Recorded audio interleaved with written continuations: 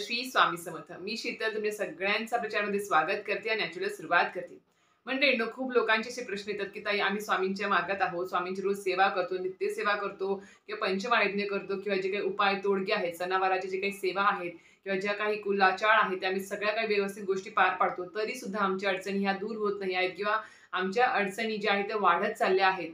तर कुठेतरी मनामध्ये विचार येतोय आमचा की आम्ही एवढी स्वामी सेवा करतो किंवा अध्यात्मात आहे तरी पण आमचं चांगलं होत नाहीये किंवा उलट संकट वाढतच चालली आहेत. आणि जे म्हणजे अशा काही व्यक्तींकडे आम्ही बघतो की जे अध्यात्मात नाही आहे, त्यांना सेवा धर्मात ते नाही आहे, कुठली सेवा करत नाही, कुठलं नामजप नाही.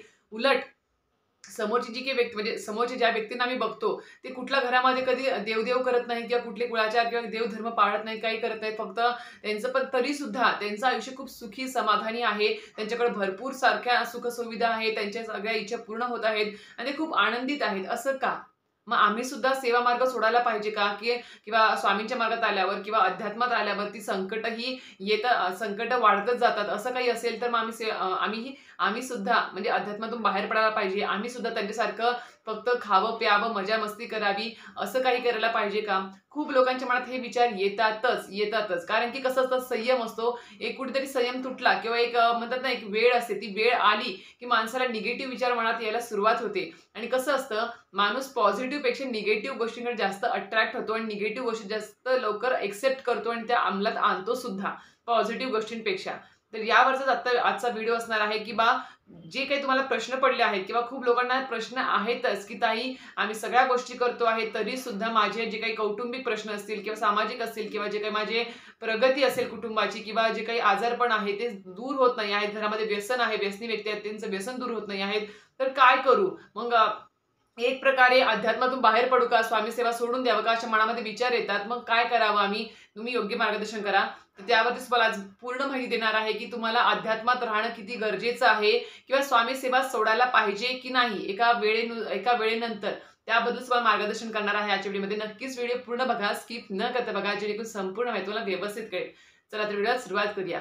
तर मंडळींनो, स्वामींच्या मार्गात ज्यावेळेस आपण येतो त्यावेळेस असं अचानकपणे येत नाही. कुठेतरी काहीतरी मनामध्ये इच्छा असते, कुठेतरी आपण संकटामध्ये, अडचणीमध्ये, समस्यांमध्ये असतो आणि कुठून तरी आपल्याला एखादा व्हिडिओ YouTubeवर दिसून जातो किंवा एखाद्याचा अनुभव ऐकण्यात येतो किंवा कुठेतरी आपल्याला सांगून जातं की असं तू स्वामींच्या मठात जा, स्वामींच्या मार्गात ये, स्वामींचं जप धारणा कर किंवा स्वामींच्या मठातून तू सेवा घे, नक्कीच तू संकटमुक्त होशील.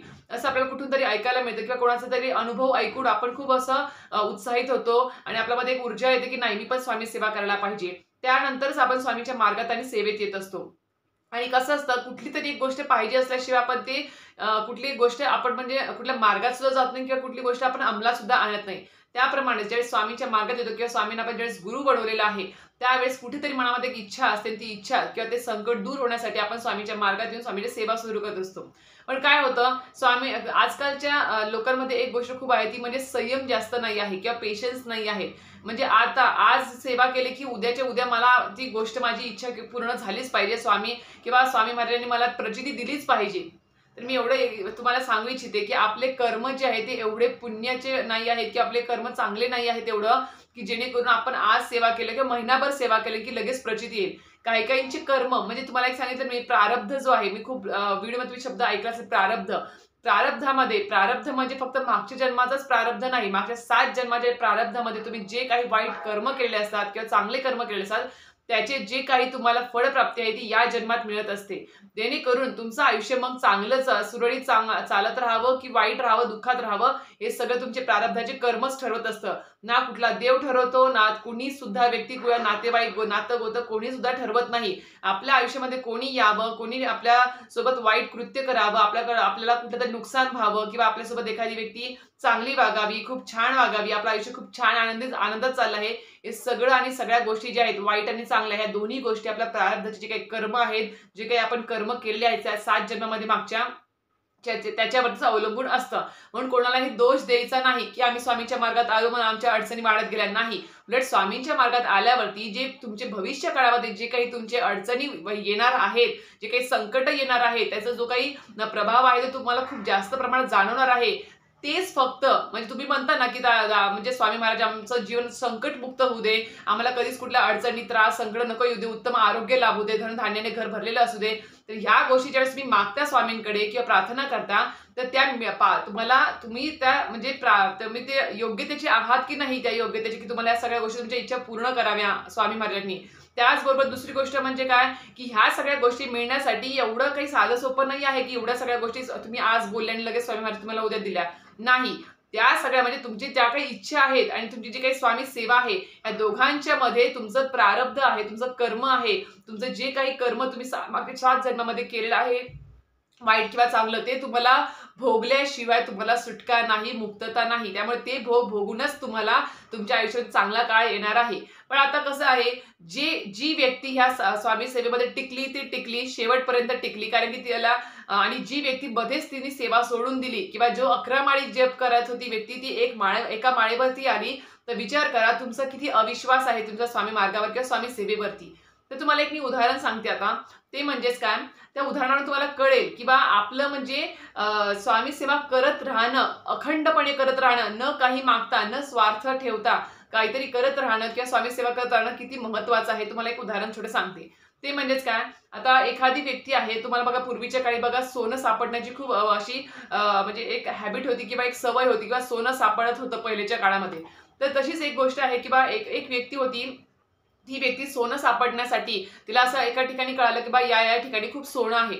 तर त्या व्यक्तीने काय केलं, ती जी जागा होती, जागा खोदावी लागणार होती. तर ती जागा खोदण्यासाठी त्याला भरपूर असे यंत्रणा जी असते म्हणजे मशीन वगैरे असेल किंवा खोदकामासाठी जे काही लागतं साहित्य ते त्याला पाहिजे होतं. तर ते त्याच्याकडे नव्हतं किंवा नव्हतं. मग ते घेण्यासाठी त्याने काय केलं, खूप म्हणजे नातेवाईक असेल किंवा मित्रमंडळी असेल, त्यांच्या सगळ्यांकडून त्याने काय केलं, कर्ज काढलं, पैसे उसने घेतले आणि त्यांनी एक मोठी अशी जी काही मशीन आहे ते खोदकाम करण्यासाठी त्याने ती खरेदी केली. खरेदी केल्यावर त्याने त्या जागेवरती खोदकाम करायला सुरुवात केली. खूप खोदलं. खूप खोदल्यानंतर अक्षरशः तो कंटाळून गेला. कितीतरी दिवस तो खोदतच राहिला तरी त्याला सोनं काही तिथे लागलंच नाही. तो कितीतरी दिवस तो खोदल्यानंतर एक दिवस त्याचा काय झालं, पेशन्स, संयम सुटला. तो म्हटला की नाही बस बाबा, आता मला काही खोदणं होत नाही, सोनं तर काही लागतच नाही आहे. काय करू खड्डा खोदून मी इतके दिवस, एवढे महिने मी खोदतोय पण काहीच म्हणजे चुटकीभर सुद्धा मला काही सोनं सापडलेलं नाही आहे. मला तरी वाटतं की ते काही सोनं नाही आहे. आता मी तेच माझी मेहनत पण वाया गेली, कष्ट वाया गेले आणि माझं जे काही मी कर्ज काढून जी काही मशीन आणली ती सुद्धा आता माझ्या डोक्यावर बसली आहे. आता मला लोकांचं कर्ज फेडावं लागेल. असे निगेटिव्ह विचार त्याच्या मनामध्ये आले. त्यांनी काय केलं, जी काही मशीन त्यांनी खरेदी केली होती किंवा जे काही साहित्य खरेदी केलं होतं ते खोदकाम करण्यासाठी, त्याने काय केलं, ते एका भंगारवाल्याला विकलं. मग सगळेच भंगारवाले म्हणजे कसं, सगळे भंगारवाले काय करतात, एखादं साहित्य कोणाकडून तरी घेतलं की ते दुसऱ्याकडे विकतात किंवा एखाद्या माणसाला ते देऊन टाकतात. पण तो जो भंगारवाला होता तो खूप हुशार होता. त्याने काय केलं, त्याला कळालं की त्याने एका ठिकाणी जागा खोदलेली आहे, तिथे सोनं लागणार होतं त्याला, पण सोनं नाही लागलं. त्याने खूप खोदलं पण त्याला तिथे जागा म्हणजे यश नाही आलं, सोनं सापडलं नाही, असं त्या भंगारवाल्याला कळालं. मग त्याने काय केलं, भंगारवाल्याने ती मशीन घेतली त्याच्याकडून, त्याच्या बदल्यात त्याला पैसे सुद्धा दिले. मग त्या भंगारवाल्याने काय केलं, डोकं लावलं. त्याने काय केलं, एक जो सल्लागार असतो बघा, जो सोनं कुठं सापडतो की आपण म्हणतो ना विहीर कुठे लागेल यासाठी पण सल्लागार असतात, तशा प्रकारचं सोनं कुठे असेल किंवा ती जागा कुठे असेल हे सांगणारे सुद्धा सल्लागार होते त्या काळामध्ये.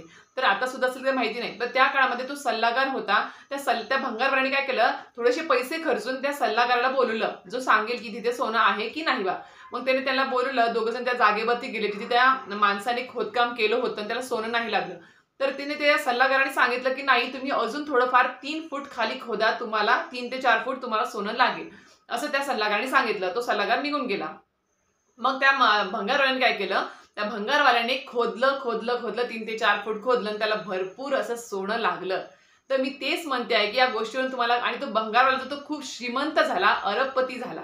आणि ज्याने कोणी आधी प्रयत्न केले होते, अर्ध्यात ते प्रयत्न सोडून दिले, निगेटिव्ह नकारात्मक विचार त्याच्या मनामध्ये आले की त्याला यश इथे मिळणार नाही आहे, काही सुद्धा मला हाती लागत नाही आहे, म्हणून त्याने काय केलं, अर्ध्यात ते काम सोडून दिलं, मशीन विकून टाकली. आणि तो काय झाला, मग तो अक्षरशः तो प्रत्येकाचे पै तो फेडत बसला, कर्ज फेडत बसला. जी मशीन घेण्यासाठी त्याने पैसे उसने घेतले होते त्या प्रत्येकाचं कर्ज फेडत बसला. तो त्याचे कर्म भोगत बसला, कारण की त्याच्या मनामध्ये नकारात्मक विचार आला, निगेटिव्ह विचार आला. त्याला वाटलं की मला काही यश मिळणार नाही. त्याने म्हणजे ते सोडूनच दिली, मेहनत घ्यायची सोडूनच दिली अक्षरशः. आणि ज्याने मेहनत थोडंफार डोकं लावलं आणि थोडंफार अजून मेहनत घेतली, त्याला तिथे यश मिळालं. तर म्हणूनच मी सांगत असते, या उदाहरण तुम्हाला कळालं असेल, की आपलं जे यश आहे ते कुठेतरी किंवा आपल्या ज्या इच्छा पूर्ण होणार आहे ते कुठेतरी थोड्याशा अंतरावर असतात. त्या इच्छा पूर्ण होणार असतात किंवा आपल्या आयुष्यात चांगला काळ येणार असतो. पण आपण आणि चांगला काळ येण्याच्या अगोदर आपल्या भरपूर अशा परीक्षा स्वामी महाराज असेल किंवा दत्त महाराज असेल, स्वामींच्या मार्गात आलं किंवा तुम्ही कुठल्याही इष्टदेवतेची पूजा अर्चा करत असाल, साईबाबा असेल किंवा तुम्ही गजानन महाराज असेल किंवा कुठलीही इष्टदेवता तुम्ही ज्यांना गुरु मानला आहे, त्यांची सेवा करत असाल. पण कसं आहे, सेवा करत असताना तुम्हाला इच्छित गोष्ट प्राप्तीसाठी किंवा तुमचा चांगला काळ पुढे उभा आहे, 3 ते 4 किलोमीटर अंतरावरती आहे आणि तुम्ही जर आधीच तुम्ही संयम सोडून दिला आणि तुम्ही जर मेहनत म्हणजे तुम्ही जी काही सेवा आहे ती पण सोडून दिली, तर नक्कीच तुमच्या मनामध्ये नकारात्मक विचार येणार. टप्प्याटप्प्याला नकारात्मक विचार येतो, रोज येऊ शकतो. आज आला नाही तर उद्या तर येणार, कारण की आपलं मन चंचल आहे. मन आपलं भरकटत असतं आणि आपल्याला कसं असतं आजकालच्या तरी ह्याच्यामध्ये, की आपल्याला काय असतं, की बा आज तूप खाल्लं की उद्या रूप लगेच यावं, अशा आपल्या गोष्टी असतात.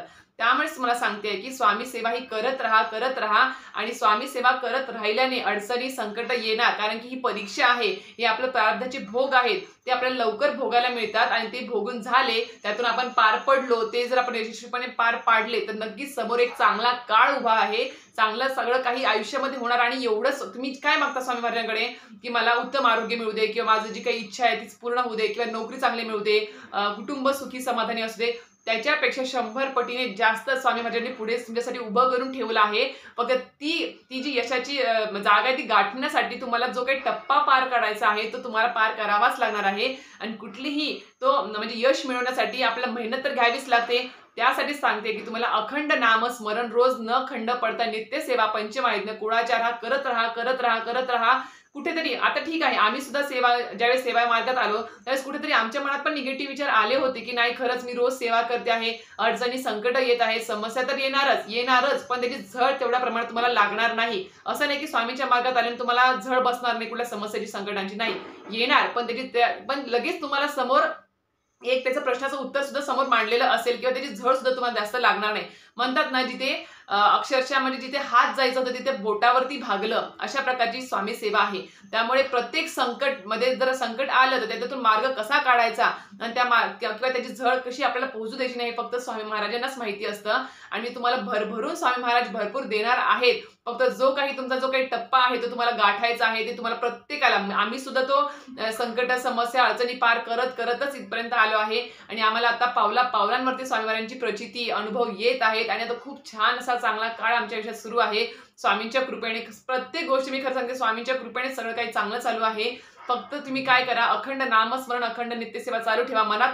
मन चंचल आहे, मनात निगेटिव्ह विचार येणारच. एखाद्याला व्यक्तीला बघितला आपण, तो तर काही सेवा किंवा एखादी 2 व्यक्ती भेटतील पण निगेटिव्ह बोलणारे, पण त्याचा परिणाम आपल्यावरती कितपत होऊ द्यायचा आहे आपल्याला, की तो म्हणत असेल की अरे काय सारखी स्वामी सेवा करतो, सारखी माळ हातात धरलेली असते, सारखा तो केंद्रात जातो आरतीला, सारखे पारायण करतो आहे, सारखे उपास तपास चालू आहे, काय अशाला करतो, काय मिळणार आहे तुला हे करून, उलट आयुष्य जगून घे, पैसा आपण इकडे फिरायला जाऊ तिकडे फिरायला जाऊ, असं म्हणतील सुद्धा लोक. पण त्याचा आपण उलट सांगितलं पाहिजे की नाही, माझे स्वामी महाराज माझ्या आयुष्यात चांगला काळ आणणार आहेत.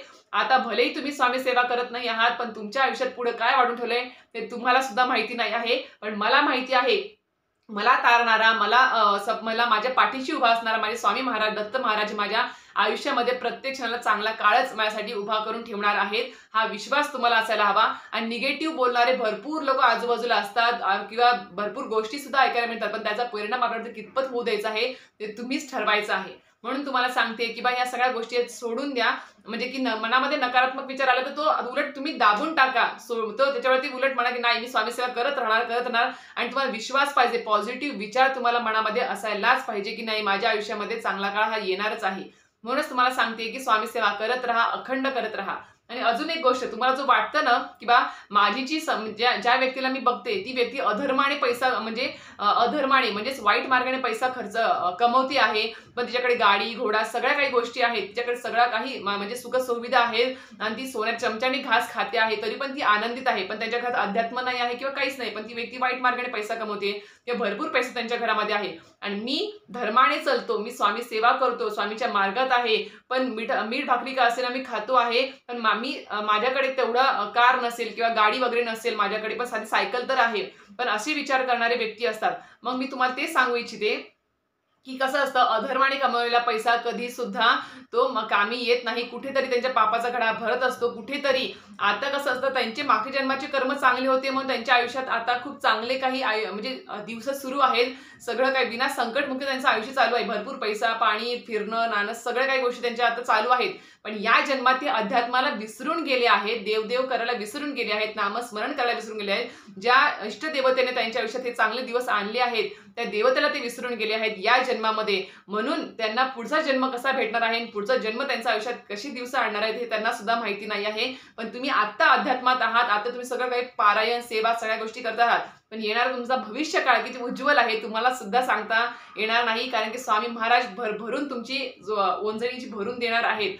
फक्त विश्वास ठेवा, पॉझिटिव्ह विचार ठेवा आणि सकारात्मक विचार असेल तरच सगळ्या गोष्टी आहेत. नाहीतर तुम्हाला लाखो करोडो रुपये जर मी तुमच्यासमोर उभे केले, पण तुमच्या मनात जर नकारात्मकच विचार असेल, निगेटिव्हच विचार असेल आणि तुमचा दृष्टिकोन सुद्धा त्या गोष्टींकडे बघण्याचा म्हणजे सुखसुविधा आहेत, सगळ्या गोष्टी आहेत, पण तुमचा दृष्टिकोन त्या गोष्टीकडे बघण्याचा जर नकारात्मक असेल, तर सगळ्या गोष्टी तुम्हाला नकारात्मक दिसणार आहे. त्याचा उपभोग सुद्धा तुम्ही घेऊ शकणार नाही आहात. कारण की एखाद्या कुटुंबाला त्याच्या आयुष्य जगण्यासाठी ज्या सुखसुविधा पाहिजे असतात त्या नॉर्मल असतात. पण आजकालच्या जगामध्ये खूप वरचढपणा, प्रतिष्ठा ही जपली जाते. कारण की त्याने गाडी घेतली, मी गाडी घेणार, त्याने काही बंगला घेतला, मी बंगला घेणार, त्याने ही वस्तू घेतली, तो इकडे फिरायला गेला, मी इकडे फिरायला जाणार. ही कॉम्पिटिशन वाढत चालली आहे. त्याच्यामुळे आहे तो पगार सुद्धा पुरत नाहीये लोकांना. त्याच्यामुळेच अडचणी वाढत चालल्या आहेत. सगळ्यात महत्त्वाचं आहे ते म्हणजे मनाला समाधान असणे. कितीही तुम्ही वाटलं झोपडीत असा, मीठ भाकरी खा, काही तुमच्याकडे गाडी घोडी नाही आहे, पैसा अडका कमी आहे, पण तुमच्या मनात जर समाधान असेल तर तुम्ही खूप सगळ्यात मोठे श्रीमंत आहात, तुम्ही धनवान आहात. पण तुम्ही बंगल्यात राहता, सगळ्या काही सुखसुविधा आहेत, पण सगळं काही असून सुद्धा तुमच्या मनाला समाधान नसेल तर तुमच्यासारखा गरीब तुम्हीच असणार. तर अशा प्रकारे तुम्हाला आजच्या व्हिडिओमधून कळालं असेल की स्वामी सेवा ही अखंडपणे का चालू ठेवायची आहे. हार म्हणू नका, अखंडपणे सेवा चालू ठेवा. संकट येणार, समस्या येणार, पण त्याला पार करून तुम्ही जर उभे राहिलात तर तुम्ही एक चांगले आणि कणखर सेवेकरी आहात असं ग्राह्य धरलं जाईल. तर अशा प्रकारे तुम्हाला आजचा व्हिडिओ माहिती आवडली असेल तर नक्कीच व्हिडिओ लाईक, शेअर, सबस्क्राईब करायला विसरू नका. श्री स्वामी समर्थ.